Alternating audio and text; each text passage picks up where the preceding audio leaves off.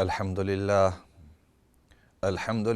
نحمده ونستعينه ونستغفره ونؤمن به ونتوكل عليه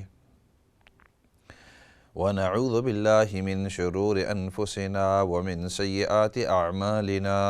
من يهده الله فلا مضل له ومن يضلله فلا هادي له ونشهد أن لا إله إلا الله وحده لا شريك له ونشهد أن محمدًا عبده ورسوله أما بعد فأعوذ بالله من الشيطان الرجيم بسم الله الرحمن الرحيم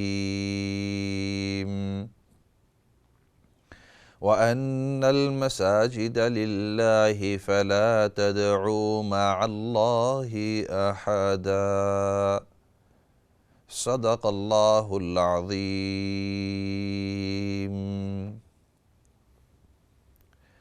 محترم و مکرم ناظرین سامعین، السلام علیکم ورحمۃ اللہ وبرکاتہ۔ آپ سے مخاطب مولانا فضل داد، اور یہ ہمارا ترتیب وار پروگرام چلا رہا ہے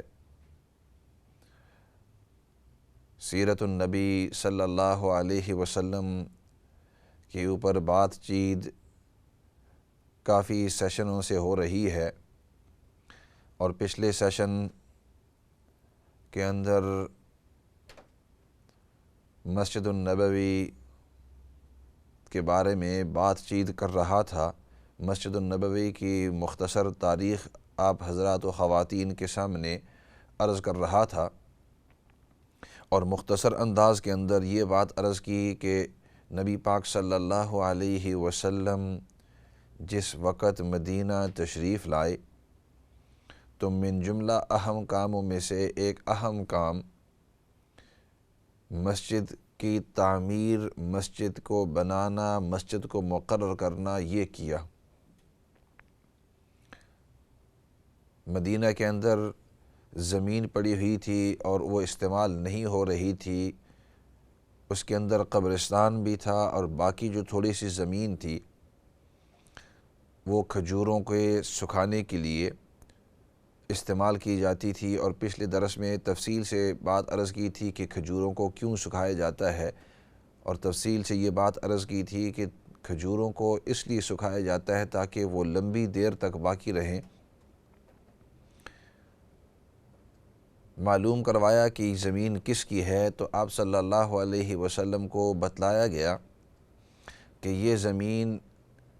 دو بھائی سہل اور سہیل ان دونوں کی ہے، اور ان کے سربراہ اور ان کے ذمہ دار فی الحال ایک دوسرے صحابی ہیں جن کا نام ہے معاذ ابن افراء۔ آپ صلی اللہ علیہ وسلم نے معاذ ابن افراء کو بھی اور سہل سہیل دونوں بھائیوں کو بھی بلایا، اور صحابہ اکرام سے مشورے کے بعد فرمایا کہ ہم اس کو خریدنا چاہتے ہیں۔ انہوں نے بڑی خوشی کا اظہار کیا اور عرض کرنے لگے کہ ہم اس زمین کو اللہ کے واسطے دینا چاہتے ہیں۔ وہ بھی مسلمان تھے، معاذ ابن افراء، اور اسی طرح ان کے یہ دونوں جو لڑکے تھے، دونوں لڑکے فی الحال یتیم تھے۔ انہوں نے کہا کہ ہم زمین دینا چاہتے ہیں۔ نبی پاک صلی اللہ علیہ وسلم نے مفت لینے سے انکار کیا، اس کی قیمت لگوائی، تو اس زمانے کے لحاظ سے 10 دینار بنتے تھے۔ آپ صلی اللہ علیہ وسلم نے صحابہ سے مشورہ کرنے کے بعد پیسے اکٹھے کر کے ان کو اس کی قیمت دے دی۔ اس کے اوپر مسجد کی تعمیر شروع ہو گئی۔ آپ صلی اللہ علیہ وسلم بھی مسجد کی تعمیر کے اندر خود بھی کام کر رہے تھے۔ عام طور پر آپ دیکھیں گے، اور خاصتاً آج کل کہ جو ذمہ دار قسم کا آدمی ہوتا ہے، جو باس ہوتا ہے، جو لیڈر ہوتا ہے، تو وہ دوسروں سے کام کرواتے ہیں، خود جو ہیں ذمہ داری کے لحاظ سے ہر آدمی کو کام اپنا اپنا دے دیتے ہیں، اور وہ بھی ایک مستقل ذمہ داری ہوتی ہے، کیونکہ اگر وہ کام کے اندر لگ جائیں تو ہو سکتا ہے کہ ان کی باقیوں کے اوپر ذمہ داری پورے طریقے سے وہ ادا نہ کر سکے۔ لیکن نبی پاک صلی اللہ علیہ وسلم فرمایا کہ خود بھی کام کر رہے تھے۔ صحابہ فرماتے ہیں ہم دیکھتے تھے کہ نبی پاک صلی اللہ علیہ وسلم اینٹیں اپنے مونڈے مبارک کے اوپر، اپنے کاندھوں مبارک کے اوپر رکھ کر اینٹوں کو لے آتے تاکہ مسجد کی تعمیر جو ہے وہ مکمل ہو جائے۔ تو اس وقت مسجد کی جو تعمیر کی تو وہ 4 دیواری ہی صرف بنائی، اس کے اوپر فی الحال چھت نہیں ڈالا۔ ابتدا کے اندر چھت اس کے اوپر نہیں تھا، 4 دیواریں لگائی اور دروازے تھے اس کے اندر، اور پھر اس دروازے سے داخل ہو کر اس میں نماز پڑھتے۔ اور جیسے پچھلے سیشن کے اندر اشارتاً تقریباً آخری بات میں یہ بات عرض کی تھی کہ ابتدا میں مسلمانوں کا قبلہ وہ کعبۃ اللہ نہیں تھا بلکہ بیت المقدس مسجد الاقصیٰ کی طرف۔ تو اسی لیے جب آپ صلی اللہ علیہ وسلم مدینہ ابتدا میں تشریف لائے تو نماز مسجد الاقصیٰ کی طرف جہت کر کے پڑھا کرتے تھے صحابہ اکرام بھی۔ تو اس لیے مسجد نبوی کا سب سے پہلا جو قبلہ تھا وہ مسجد الاقصیٰ کی طرف تھا۔ بعد میں تقریباً 16 یا 18 مہینوں کے بعد اللہ رب العزت نے جو آیت نازل فرمائی قَدْ نَرَى تَقَلُّبَ وَجْهِكَ فِي السَّمَاءِ فَلَنُوَلِّيَنَّكَ قِبْلَةً تَرْضَاهَا، دوسرے سپارے کی پہلی چند آیتیں کہ اللہ رب العزت فرماتے ہیں کہ اے نبی پاک صلی اللہ علیہ وسلم ہم دیکھ رہے ہیں کہ آپ بار بار آسمان کی طرف دیکھتے ہیں، انتظار کرتے ہیں کہ یا اللہ قبلہ ہم چاہتے ہیں کہ کعبۃ اللہ کی طرف ہو۔ بیت المقدس بھی محترم، لیکن دل چاہتا ہے کہ دادا ابراہیم علیہ السلام نے جو بیت اللہ بنایا، کعبۃ اللہ بنایا، تو ہمارا بھی وہ قبلہ ہو، لیکن جب تک کہ اوپر اللہ کی طرف سے اجازت نہیں ہوگی تو قبلہ ہم تبدیل نہیں کر سکتے۔ تو چنانچہ مسجد نبوی کی ابتدا میں قبلہ بیت المقدس کی طرف تھا، اور پھر مستقل واقعہ آتا ہے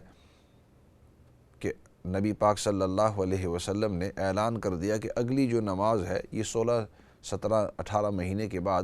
کہ اگلی جو نماز ہے اس کو بیت المقدس کی طرف نہیں بلکہ کعبۃ اللہ کی طرف، کیونکہ اللہ رب العزت نے ان آیتوں کو نازل کر کے ہمیں بتلا دیا کہ اب تمہارا قبلہ مسجد حرام یعنی کعبۃ اللہ کی طرف ہوگا۔ اور پھر وہ واقعہ آتا ہے کہ مسجد قبلتین جس کو ہم کہتے ہیں وہاں نماز شروع ہو گئی تھی اور ان لوگوں نے مسجد اقصیٰ کی طرف منہ کیا ہوا تھا، مسجد اقصیٰ کے طرف منہ کر کے نماز شروع کی۔ درمیان میں ان کو پتہ چلا کہ تبدیل قبلہ ہو گیا، تو نماز ہی کے دوران بالکل الٹ سمت جو ہے، تو اس طرف جب مسجد اقصیٰ تو اس طرف دوسرے بالکل اس کے برعکس مسجد حرام، تو ادھر سے منہ کر کے اس طرف چلے گئے اور امام جو ہے وہ اس طرف آ گئے۔ تو اس لیے اس مسجد کا نام ہی مسجد قبلتین، 2 قبلوں والی مسجد۔ تو خیر عرض کر رہا تھا کہ مسجد نبوی ابتدا کے اندر اس کا قبلہ جروسلم یعنی فلسطین مسجد الاقصیٰ کی طرف تھا۔ بعد میں تقریباً 16 17 18 مہینے کے بعد نبی پاک صلی اللہ علیہ وسلم نے پھر کعبۃ اللہ کی طرف قبلہ جہت سمت کر کے نماز پڑھنی شروع کی۔ اور مسجد کو یہ بات یاد رہے کہ مسجد صرف جیسے آج کل ہم سمجھتے ہیں کہ مسجد کو صرف اور صرف نماز کے لیے استعمال کی جائے، اس طرح نہیں تھی، بلکہ شروع سے نبی پاک صلی اللہ علیہ وسلم مسجد کو کمیونٹی کے یعنی محلے والوں کے، علاقے والوں کے جتنے بھی مسائل ہوتے، جتنی بھی ضروریات ہوتی، ان تمام کے تمام ضروریات، ان تمام کے تمام مسائل کے لیے اس کو استعمال کرتے۔ تو اگر یوں کہا جائے کہ مسجد نبوی کو اگرچہ نماز کے لیے استعمال کرتے، لیکن یوں سمجھو کہ آپ کے کمیونٹی سینٹر بھی تھا ایک قسم کا۔ آج کل جو کمیونٹی سینٹر ہوتے ہیں اس کے اندر تو ہر قسم کے اچھے اور برے کام بھی ہو سکتے ہیں، لیکن اس کمیونٹی سینٹر کا مطلب جتنی بھی کمیونٹی تھی ان کی جمع ہونے کی جگہ تھی۔ کوئی مشورہ کرنا ہوتا تو سب کے سب مسجد کے اندر آ جاتے اور نبی پاک صلی اللہ علیہ وسلم ان سے مشورہ کرتے۔ وَأَمْرُهُمْ شُورَى بَيْنَهُمْ، صحابہ اکرام کی تربیت آپ صلی اللہ علیہ وسلم نے اس انداز میں کی تھی کہ جو کام بھی کرتے تو مشورے کے ساتھ کرتے، اور مشورے کے لیے اور کوئی بڑی جگہ نہیں تھی۔ جیسے کہ آج کل بھی دیہاتوں کے اندر یا بعض جو غریب ممالک ہیں، آپ دیکھیں گے کہ ہر ایک کا اپنا چھوٹا سا گھر ہوتا ہے، اس میں 1-2 کمرے ہوتے ہیں، اور اگر اس کا تھوڑا سا گارڈن ہو، تھوڑا سا یارڈ ہو، ٹھیک ہے، ہاں جو مالدار قسم کے لوگ ہیں وہ الگ بات ہے، لیکن جنرلی تو اسی طرح تو ان لوگوں کے لیے پھر جب جمع ہوتے ہیں یا کوئی اس طرح کا اہم مسئلہ ہوتا ہے تو وہ گھر کے اندر نہیں ہو سکتے، ان کی یہاں بیٹھک ہوتی ہے یا ان کی یہاں مسجد ہوتی ہے یا ان کی یہاں کوئی ایسی بڑی جگہ ہوتی ہے کہ جس کے اندر وہ تمام کے تمام بیٹھ کر اس کے اندر مشورہ کر سکیں۔ تو مسجد نبوی یہ مسجد نماز کے لیے بھی ہوتی تھی، لیکن کمیونٹی سینٹر، کمیونٹی کے لحاظ سے جو بھی ضروریات ہوتی ان کے لیے بھی ہوتی، نمبر 2۔ نمبر 3، مسجد نبوی یہ تعزیت کے لیے بھی استعمال ہو سکتی تھی۔ واقعہ پیش آتا ہے کہ حضرت جعفر رضی اللہ تعالیٰ عنہ جو نبی پاک صلی اللہ علیہ وسلم کے چچا زاد بھائی، کزن، جب وہ شہید ہوئے، کیونکہ ایک جنگ کے اندر صحابہ اکرام آپ صلی اللہ علیہ وسلم نے لشکر کو بھیجا اور فرمایا کہ اگر تمہارا یہ امیر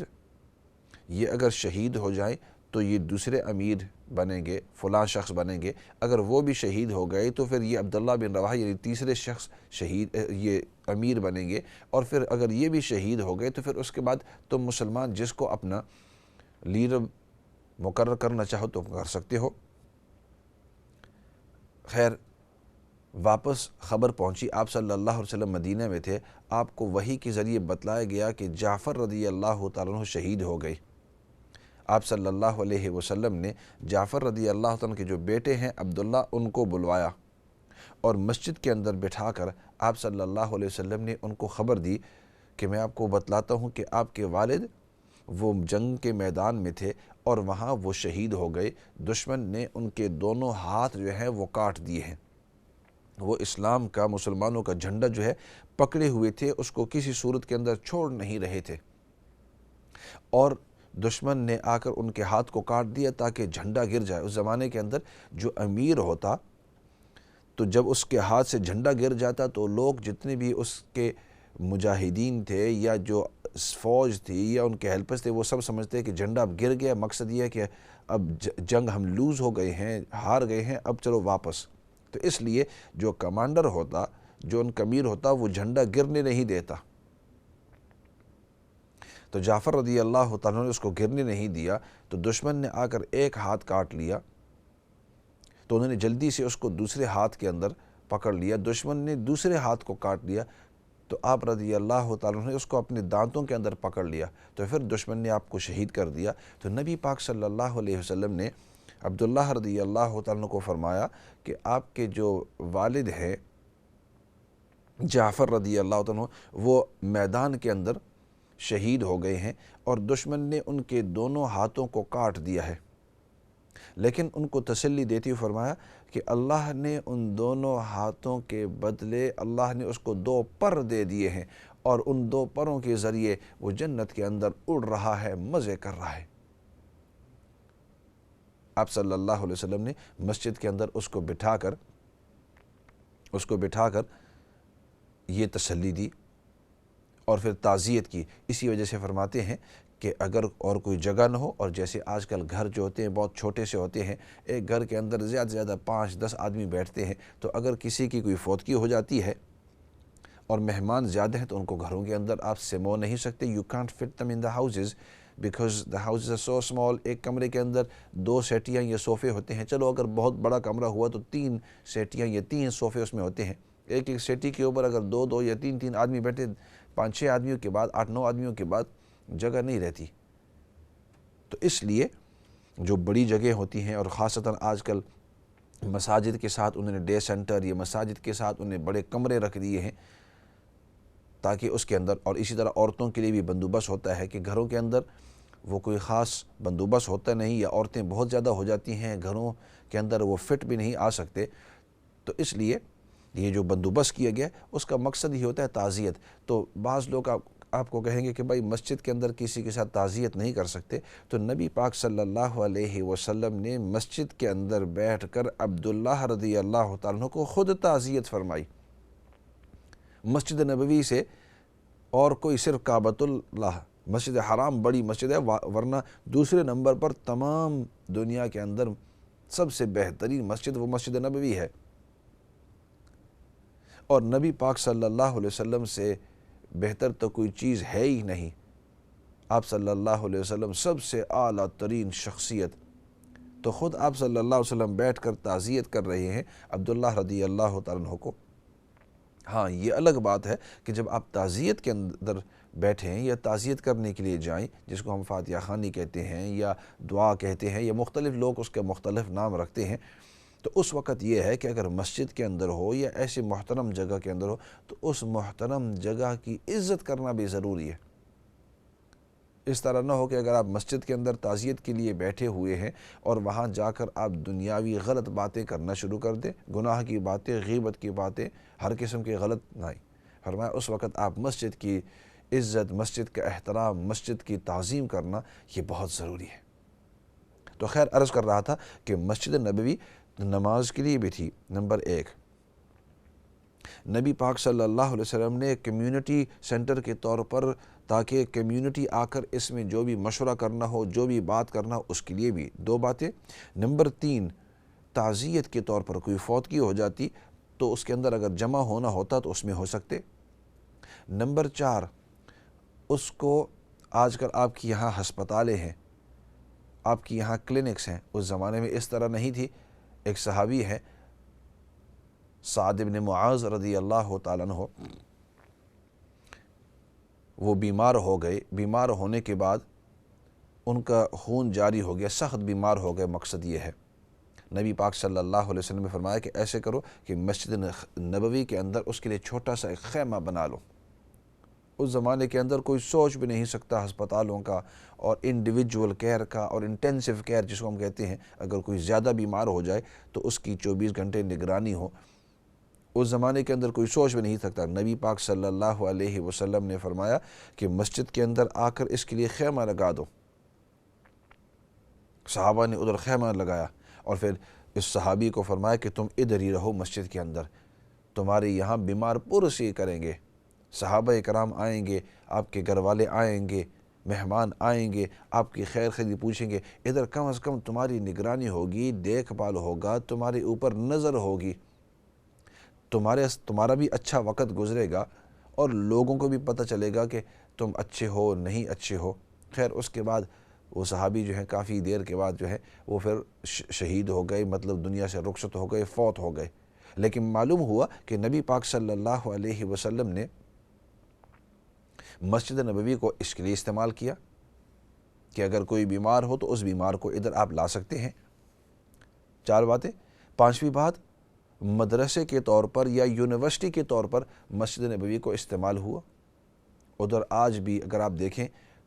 تو روضہ مبارک سے تھوڑا سا پیچھے ہٹ کر وہ تھوڑی سی زمین جو ہے مسجد نبوی کی وہ بلند کی ہوئی ہے، باقی مسجد نبوی زمین کے ساتھ لگی ہوئی ہے، باقی مسجد نبوی زمین کے ساتھ لگی ہوئی ہے، لیکن یہ حصہ جو ہے اصحاب صفہ والا یہ تھوڑا سا بلند ہے، اور وہاں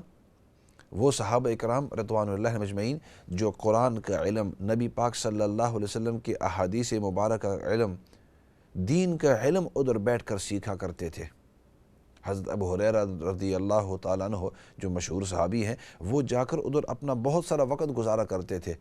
تو جیسے آج کل آپ کی مسجدوں کے اندر یا مسجدوں کے اندر مدرسے ہوتے ہیں، تو اسی طرح مسجد نبوی کے اندر بھی مدرسہ ہوا کرتا تھا، دین کا مدرسہ، اور ادھر صحابہ اکرام رضوان اللہ علیہم اجمعین بیٹھ کر دین کو سیکھا کرتے تھے، دین کو سکھاتے تھے، دین کا درس دیا کرتے تھے، قرآن کی تعلیم دیتے تھے، نبی پاک صلی اللہ علیہ وسلم کی جو فرمان ہیں ان کا تذکرہ کیا کرتے تھے۔ تو یہ ایک مستقل یونیورسٹی، ایک مستقل مدرسہ، ایک مستقل سکول ہوا کرتا تھا، تو مسجد کو اس کے لیے بھی استعمال ہوتا تھا۔ اچھا، اس کے بعد مسجد کو کورٹ کے طور پر بھی استعمال ہوتا۔ بعض اوقات نبی پاک صلی اللہ علیہ وسلم کے پاس کوئی فیصلہ آتا اس نے یہ اس طرح کیا ہے، اس شخص نے اس طرح کیا ہے۔ تو اس زمانے کے اندر مدینے کے اندر کورٹس تو تھے نہیں، کچہری جس کو ہم کہتے ہیں، کہ جس کے اندر جا کر آپ کسی کو کہیں کہ آپ جج ہیں یا آپ ہماری بات کا فیصلہ کریں۔ نبی پاک صلی اللہ علیہ وسلم جو ہی مدینہ کے اندر تشریف لائے تو جو مسلمان تھے وہ تو آپ کے پاس آتے ہی تھے، جو مسلمان نہیں تھے ان کو بھی نبی پاک صلی اللہ علیہ وسلم کے انصاف کے اوپر اتنا یقین تھا، اتنا ٹرسٹ تھا کہ وہ بھی اپنے فیصلے کرنے کے لیے نبی پاک صلی اللہ علیہ وسلم کے پاس آتے۔ نبی پاک صلی اللہ علیہ وسلم ان کی بات سنتے اور سننے کے بعد آپ صلی اللہ علیہ وسلم ان کے درمیان پورے طریقے سے فیصلہ کرتے۔ بلکہ وہ جو لوگ جو مسلمان نہیں تھے وہ یہ کہا کرتے تھے کہ محمد صلی اللہ علیہ وسلم کے اوپر ہمیں جتنا ایمان ہے، جتنا یقین ہے، اتنا ہمیں اپنے والدین اور اپنے جو علماء ہیں ان پر بھی یقین نہیں ہے۔ اس لیے تو ہم ایسے کرتے ہیں کہ ان تمام لوگوں کو چھوڑ کر ادھر نبی پاک صلی اللہ علیہ وسلم کے پاس آتے ہیں۔ چنانچہ نبی پاک صلی اللہ علیہ وسلم مسجد میں ہوتے، گھر کے اندر تو نہیں جاتے، کیونکہ گھر کے اندر تو ازواج مطہرات ہوتی، زوجہ محترمہ، بیوی محترمہ ہوتی، تو مسجد ہی ایک جگہ ہے۔ باہر راستوں کے اندر کسی کو بٹھا کر اور راستوں کے اندر بٹھا کر فیصلے کرنا کہ آپ کا کیا موقف ہے، آپ کا کیا ہوا ہے، آپ کا واقعہ سناؤ، آپ کی سائیڈ آف دا سٹوری کیا ہے، راستوں کے اندر نہیں۔ عزت کا تقاضا تو وہ نبی پاک صلی اللہ علیہ وسلم کے پاس آتے اور آپ صلی اللہ علیہ وسلم مسجد کے اندر بیٹھ کر آپ صلی اللہ علیہ وسلم ان کے درمیان فیصلے کرتے۔ تو اس سے پتہ چلا کہ مسجد جو ہے مسجد نبوی نماز کے لیے بھی استعمال ہوتی، اسی طریقے سے تعزیت کے لیے بھی استعمال ہوتی، یونیورسٹی بھی تھی، مدرسہ بھی تھا، اسی طریقے سے ایک کمیونٹی سینٹر بھی تھا، اسی طرح آپ کا بھلا ہو یہ ایک کچہری بھی تھی کہ جس کے اندر فیصلے ہوتے تھے۔ بعض لوگ کہتے ہیں کہ بھائی دنیاوی باتیں نہیں کرنا چاہیے، یہ جو فیصلہ کرتے آپ صلی اللہ علیہ وسلم تاکہ لوگوں کے درمیان انصاف ہو، یہ عین دین ہے۔ اور انصاف چاہے وہ شخص مسلمان ہو یا غیر مسلم ہو، ان کے درمیان انصاف کرنا یہ عین ہمارے دین کا تقاضا ہے۔ اس سے پتہ چلا کہ امام کے ساتھ ملاقات کے لیے، دین کو سیکھنے کے لیے، انصاف کے لیے جو لوگ مسلمان نہیں تھے وہ بھی مسجد کے اندر آیا کرتے تھے۔ آج کل آپ دیکھو کہ ہماری مسجدوں کے اندر مسلمان تو آتے ہی ہیں، جو غیر مسلم ہیں ان کو ہم چھوڑتے ہی نہیں ہیں۔ ہماری مسجد کا تو خیر الگ انداز ہے کہ کافی عرصے سے ہم نے اس انداز کے اندر اختیار کیا ہے کہ جو مسلمان نہیں ہیں وہ بھی ہماری مسجد کے اندر آئیں اور دیکھیں ان حالات کو۔ تو خیر بریک کا وقت ہے، بریک کی طرف جاتے ہیں اور اس کے بعد پھر آپ کی جو سوال آئے ان سوالوں کا بھی جواب دیں گے، لیکن فی الحال ایسے کرتے ہیں بریک کی طرف جاتے ہیں۔